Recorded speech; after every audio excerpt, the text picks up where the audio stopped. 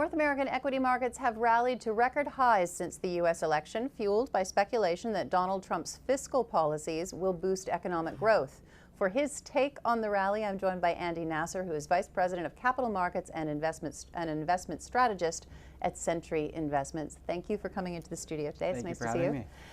So let's start there. Obviously, the markets today a little bit more mixed, but in general have been on quite a tear since the U.S. election, and a lot of it is speculation about the expansionary policies within the U.S. that we may see from the Trump administration.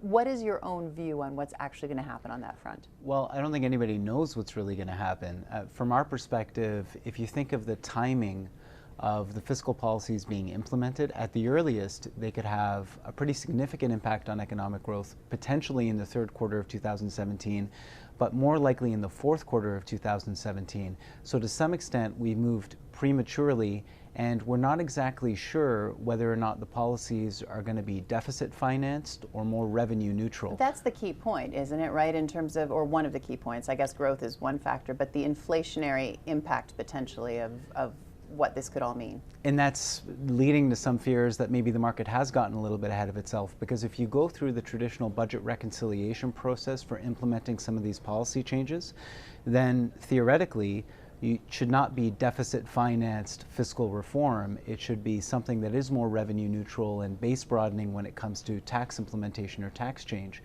And that's where I think the market may be getting a little bit too aggressive or too optimistic. Now, there's no doubt that when you look at certain parts of the U.S. economy, like the consumer sector as an example, they definitely have the ability to spend more money. And there's hope that if you marry that with a willingness to spend more money because confidence trends higher, then that can create a positive feedback loop that would broadly stimulate growth. So if you're right about that, markets have got a little ahead of themselves and need maybe a cautionary note injected into them. How would you recommend positioning into that? Well, from our perspective, we build our portfolios from the bottom up. So we focus very much on security selection.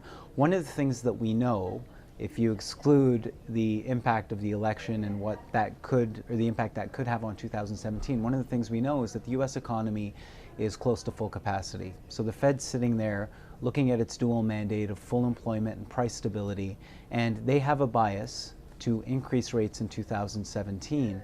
If rates move up too quickly, that could have a negative impact on corporate profitability, partly because the US dollar would increase. So what we try to do is just identify companies that don't have a lot of debt on their balance sheets, that aren't necessarily going to have to worry about refinancing that debt and a higher cost of capital. And we tend to gravitate toward companies that have great long-term growth potential. That's led us to healthcare, technology, and even some of the financial services companies as an example in the US. Well, and even with the markets potentially getting ahead of themselves, you do favor equities over fixed income. Is that because you see inflation, pent-up inflation in the pipeline, or what's behind that? Well, that's been our bias for the last few years. We just thought we could get better returns out of equities versus fixed income, especially with bond yields still being relatively low on a historical basis. We do think that inflation should improve in the United States. The extent of the improvement is really contingent upon the policy reform that we talked about. I was going to say, what are your parameters for improvement? Define that. Well, in our view, we think that if you look at inflation hovering around 2%, it can increase modestly to maybe 2.25% or 2.5%, but that'll get choked back by the Fed increasing rates more aggressively because, as I said earlier, they are close to their dual mandate, which includes price stability. And that's really an important distinction. If you think of what the Fed is going to do next year, they could effectively pull down growth and inflation if they hike too aggressively, and that diminishes one of the strongest parts of the U.S. economy, which is the consumer. So there's a speed limit with respect to how quickly the U.S. economy can grow. All right. How does Canada compare?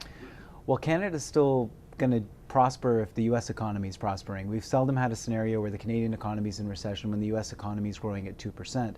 And if you think of commodity prices rebounding, lapping easier comparisons for Western Canada versus what we saw in the early part of 2016, then we should broadly benefit from those higher commodity prices and a lower Canadian dollar. So I think Canadian corporate profitability should be on track to improve next year. All right, maybe 30 seconds left. Anywhere else in the world you like, or do you have a home bias? Well, in addition to the home bias, we prefer developed markets versus emerging markets. So outside of Canada and the United States, we do have some exposure to continental Europe, despite the political risk.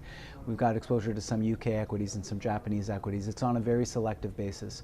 And again, it's the bottom-up analysis that makes us feel comfortable about including those names in our portfolios.